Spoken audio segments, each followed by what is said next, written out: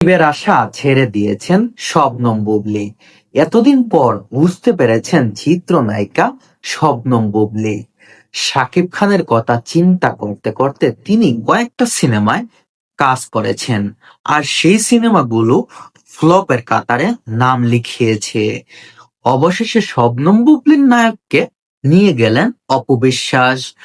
দেখেন, বুবলি কিন্তু আদর আজাদ বা সজল আহমেদ দুজনের সাথেই কিন্তু একই বছরে অভিনয় করেছে, কিন্তু এর পরের বছরে একই দিনে মুক্তি পেতে যাচ্ছে সেই সিনেমাগুলো, কিন্তু সেখানে অপু বিশ্বাস ঢুকে গেলেন।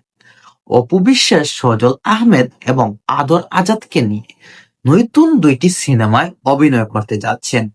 সজল আহমেদের সাথে দুর্বার নামের একটি সিনেমায় অভিনয় করবেন অপু বিশ্বাস, আর সেখানে দেখা যাবে তাকে লেডি সুপারস্টারের রোলে অপু বিশ্বাসকে, যেখানে হয়তো তিনি একজন ভিলেন বা নিজেকে তিনি একজন পুলিশ ইন্সপেক্টর হিসাবে নিজেকে প্রেজেন্ট করবেন। সেখানে সেখানে আপনি দুর্বারের যে পোস্টারটা আছে, সেই পোস্টারটা যদি আপনি লক্ষ্য করেন, আপনি দেখবেন সেখানে খুবই হাসিময় একটা চেহারা অপবিশ্বাসের, আর সেখানে তিনি একটা জিনিস নিয়ে দাঁড়িয়ে আছেন, আর মানে মিষ্টি একটা লোক, কিউট একটা লোকে, কিন্তু আমার মনে হয় না যেই লোকটার যেই পোস্টারটা দুর্বার সিনেমা, সেখান থেকে অপবিশ্বাস কতটুকু ডেভেলপ হবে।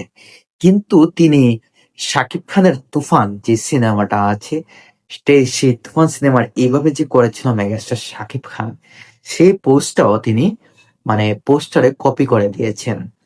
অপবিশ্বাস কোনো জিনিসটা বাদ দিচ্ছেন না শাকিব খানের, কারণ স্বামী তো সবার অধিকার থাকে